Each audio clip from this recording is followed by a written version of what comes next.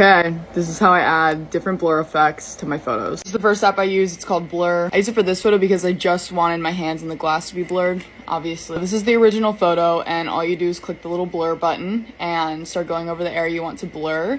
But then you click on like the little effects tool and click motion blur, and it changes to look a little bit more natural, and you can mess around with like the opacity and stuff. I prefer it to be a little bit more sheer, but yeah, after you've played around with it for a little bit, just see what you like. Next app I use is picsart. I use this to achieve this look, which happened naturally to me like one time. So you just open the photo you want, go to effects down at the bottom, and then click blur and go all the way to the side and click motion blur. When you first click on it, it's gonna look a little crazy, and then I like to play around with just like the fade and the distance. I usually like more distance than fade. I just like the way it looks better, and then you'll come out with something like this. But for pictures like this, I thought this was gonna look so sick with sparkles on my shirt, but it just makes the photo look like dull almost. So then I use lens blur, and see how it just like makes the sparkles pop more, and it like makes it blur. Those three are the only ones I use, and I know it's a lot and it seems dumb, but I love this shit.